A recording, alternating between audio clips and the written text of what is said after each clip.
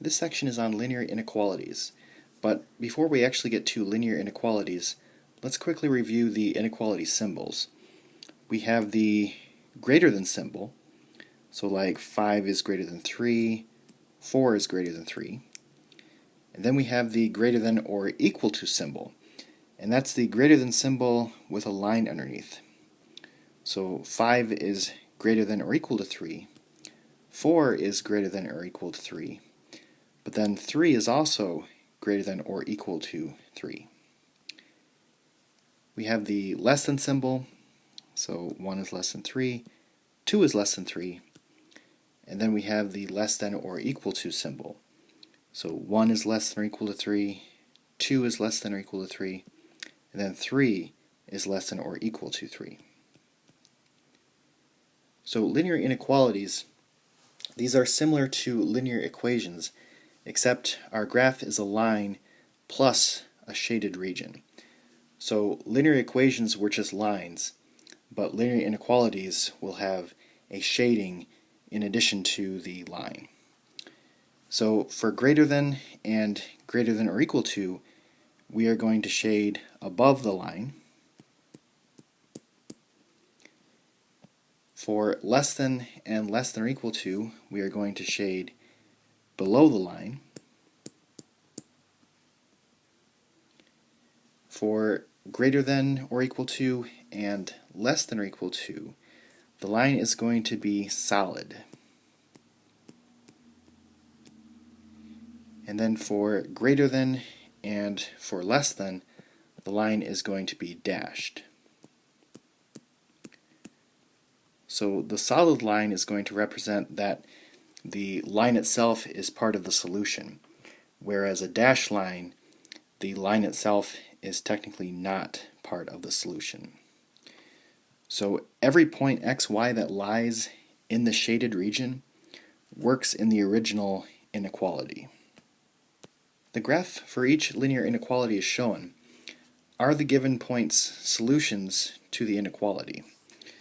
So we have the inequality y is greater than or equal to negative 2x plus 6 graphed here, and because it was greater than or equal to, it is a solid line and it's shaded above.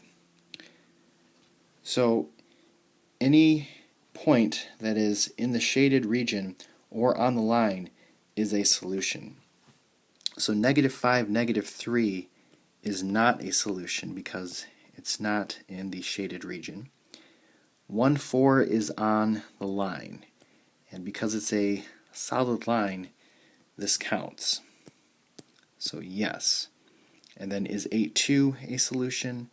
Yes, because it's inside the shaded region. So we can confirm this algebraically if we plug it back into the original inequality. So it should be consistent with the original inequality. And you don't have to do this, but it's kind of nice to see. So let's plug in the first point, negative 5, negative 3. So x is negative 5, y is negative 3. So negative 3 is greater than or equal to negative 2 times negative 5 plus 6. And this will get you 16. Is that true? Is negative 3 greater than or equal to 16? No, that's not true. And that's consistent with what we said right here.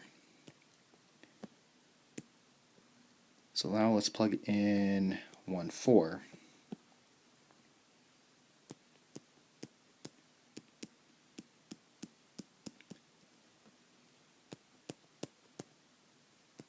And we get 4 is greater than or equal to 4.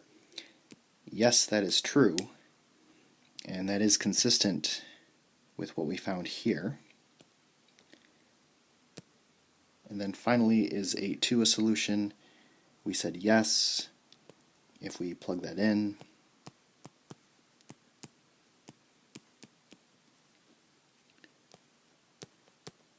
we get 2 is greater than or equal to negative 10, which, yes, that is true, and that is consistent with what we found. So again, you don't need to plug it in to confirm, but you can if you want to. So question number 2 is the same inequality, except for this is strictly greater than. It's not greater than or equal to. So the graph is basically the same, except for it's a dashed line now instead of a solid line. So is -5, -3 a solution? Nope. Is 1, 4 a solution? Again, 1, 4 is on the line. But because it's a dashed line, no, it's not a solution.